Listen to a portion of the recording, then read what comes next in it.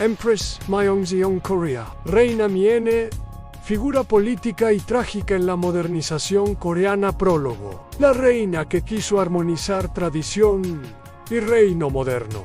En el último tercio del siglo XIX, la península coreana apareció en los mapas internacionales como pieza codiciada y frágil, encrucijada entre la tradición confuciana y la presión creciente de potencias modernas. En ese escenario aparece la figura de la mujer que la posteridad llama Empress Myeongjeong, Reina Mi-ene, una figura a la vez cortesana y política, cuidadora del ritual y promotora de cambios. Más que simple consorte, se convirtió en ejecutora de una política de Estado: buscar aliados, reformar instituciones, diseñar estrategias militares y proteger la dinastía frente a intereses externos. Su vida y su muerte condensan la tensión de una época en que pequeñas naciones tuvieron que negociar su supervivencia entre imperios. Esta crónica narra la trayectoria de la reina Min,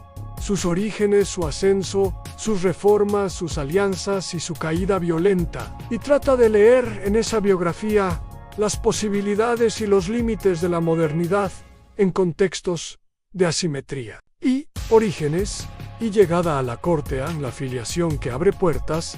Nació en una rama distinguida del clan Min, una familia de la aristocracia Yangbang, con capital social y habilidad para insertar a sus miembros en matrimonios estratégicos. Su infancia la formó en las convenciones confucianas en etiqueta, protocolo, conocimiento de la liturgia cortesana y manejo de redes familiares. Ser elegida como esposa del joven príncipe que llegaría a ser el rey Gojong no fue accidente, fue producto de alianzas que buscaban alinear intereses palaciegos y clanísticos. Al llegar a la corte, ella encontró no solo privilegios, sino el terreno de pugna, donde se decidiría el rumbo de Joseon frente a un mundo que cambiaba con rapidez. Segundo, matrimonio y política doméstica. En la construcción de influencia, el matrimonio con el joven monarca fue desde el inicio unión política. La reina Min supo capitalizar su posición para construir una red de lealtades a parientes en cargos clave, matrimonios que extendían su clientela y alianzas con funcionarios reformadores. No se contentó con ceremonial, trabajó la administración, procuró nombramientos favorables, intervino en la selección de ministros y procuró proteger a la corona de quienes propugnaban soluciones autoritarias o aislacionistas. Su objetivo fue siempre doble: en proteger la dinastía en lo ritual y fortalecer el Estado en lo efectivo. Tercero, la amenaza del aislamiento y la urgencia de reforma. A fines del siglo XIX, la península era objeto de miradas exteriores en Japón, China y, en menor grado, potencias occidentales presionaban portuarias y políticos. La vieja diplomacia tributaria con Qing ya no bastaba. La reina entendió pronto que la supervivencia exigía modernizar al ejército, administración, diplomacia. Promovió la contratación de asesores extranjeros, financió la formación de cuerpos militares modernizados y apoyó misiones que debían estudiar fuera las técnicas administrativas y militares que permitieran a Joseon negociar desde posición menos vulnerable. No fue una conversión al modelo occidental acrítica, fue una estrategia pragmática para que Corea preservara autonomía frente a actores agresivos. Cuarto, el juego de alianzas exteriores. Al buscar equilibrio entre gigantes, la reina Min comprendió la geopolítica regional en China, hasta entonces protector tradicional, sufría su propio declive. Japón se modernizaba velozmente. Rusia ofrecía alternativa. Ella favoreció una política de equilibrio, mantener la relación con China pero buscar apoyo ruso y contactos con potencias que limitaran la expansión japonesa. Esa búsqueda de contrapesos no era ingenua. Era intento de inscribir a Corea en una diplomacia multilateral que le concediera más margen de maniobra. Ese diseño, sin embargo, colocó a la corte en el centro de fricciones entre estados con prioridades de alcance imperial.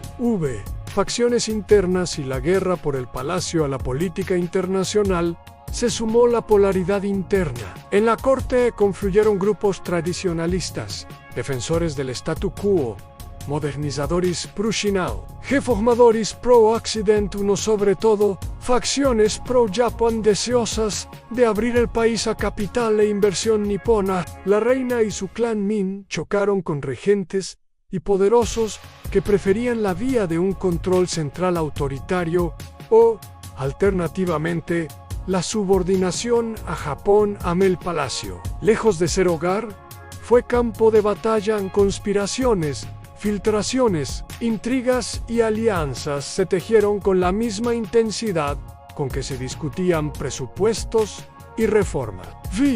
Modernizaciones concretas en ejército, administración y educación.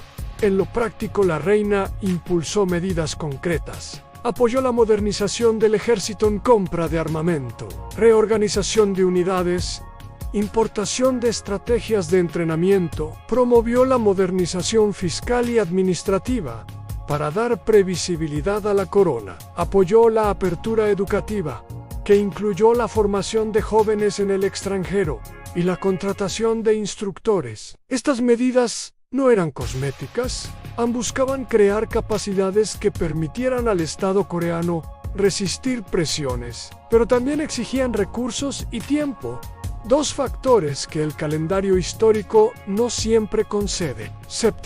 Mujeres en el poder en ritual, visibilidad y capacidad política. La posición de la reina Min es un caso singular de poder femenino en Asia tardomodernal. Aunque la estructura confuciana limitaba formalmente la esfera pública de las mujeres, su autoridad como consorte y madre del heredero le otorgó posibilidad de incidir. Manejó el arte de la representación usó la etiqueta, los rituales y el simbolismo imperial para afianzar la legitimidad del proyecto reformador. Su capacidad política fue también producto de inteligencia relacional. Sabía conversar con embajadores, disputar con ministros y movilizar el capital simbólico de la corona. La escalada hacia el crimen en conspiración, agentes extranjeros y la operación mortífera. La decisión de eliminar a la reina fue el resultado de una conjunción peligrosa a la consolidación del bloque pro-japonés, el desprecio por su interlocución con Rusia y la certeza entre ciertos oficiales japoneses y colaboradores coreanos de que sin ella, Japón tendría campo libre para imponer su influencia. En la madrugada del 8 de octubre de 1895, grupos armados irrumpieron en el palacio. El asesinato fue atroz. No solo matar a la mujer, sino profanar el cuerpo en un gesto de humillación pública. Fue operación que buscó enviar una señal en la política de contrapesos debía cesar. Quien se opusiera lo pagaría con la vida. Reacción interna y consecuencias inmediatas en pánico, huida y diplomacia de emergencia. El magnicidio desató conmoción nacional y escándalo internacional. El rey y la corte temieron por su seguridad. La reacción popular osciló entre la ira y el miedo. Meses después, Goryeo encontró refugio en la legación rusa, un acto dramático que mostró la dependencia creciente del trono de patrocinadores externos. La huida a la legación rusa transformó el tablero político. Por un tiempo, la influencia rusa en Seúl creció, la presencia japonesa fue contestada y la narrativa de la víctima, la reina asesinada, se transformó en liturgia nacional de resistencia.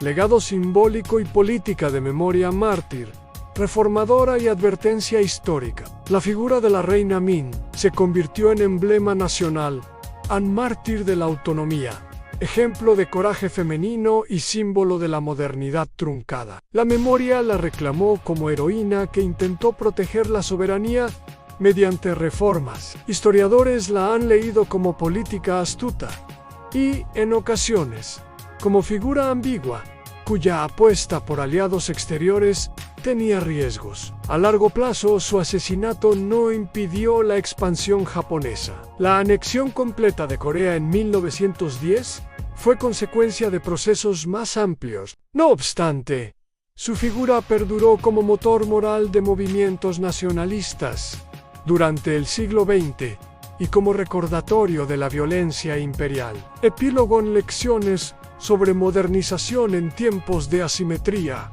La historia de Empress Mayon Xian enseña lecciones complejas. Primero, que la modernización en contextos de vulnerabilidad internacional debe combinar reforma interna con una diplomacia que minimice riesgos de dependencia. Segundo, que los intentos de equilibrar potencias pueden tornarse víctimas de decisiones ajenas y de conspiraciones que anteponen la fuerza a la ley. Que la memoria nacional se construye muchas veces a partir de pérdidas traumáticas que movilizan identidad y propósito. La reina fue, en suma, gestora de reforma y víctima de un momento geopolítico donde las asimetrías definieron destinos. Reflexión final. La política de una vida que terminó en dramatismo. Empress Mayon Xian no fue exclusivamente reformadora ni exclusivamente símbolo. Fue persona y política en un tiempo donde ambas dimensiones podían costar la vida. Su trágico fin fue, a la vez, crimen y lección demuestra que las transformaciones nacionales, cuando no se acompañan de balances de poder sostenibles, corren riesgo de violencia externa e interna. Al recordar su vida, hoy se impone un aprendizaje. A la defensa de la soberanía requiere capacidad institucional, alianzas prudentes y una narrativa nacional que sostenga reformas en tiempo largo. Cierre definitivo. La reina que no pudo ver la modernidad culminada. La muerte de Empress Mayon Xian dejó a Corea un legado mixto en planes de reforma que perduraron en algunos ámbitos, resentimiento que alimentó el nacionalismo y una memoria dolorosa que se convirtió en impulso moral para generaciones posteriores. Fue reina, madre, estratega y mártir. Ocupó un lugar central en la historia moderna coreana como la mujer que, tratando de proteger su reino mediante cambio y alianzas, chocó con la violencia de un mundo de intereses imperiales. Su historia termina como advertencia y como llamada muestra lo que cuesta modernizar en condiciones de asimetría y recuerda que la soberanía no es solo capacidad militar o diplomática, sino también la fuerza de una narrativa colectiva que sostenga reformas frente a las apetencias ajenas. Así que no olvides suscribirte al canal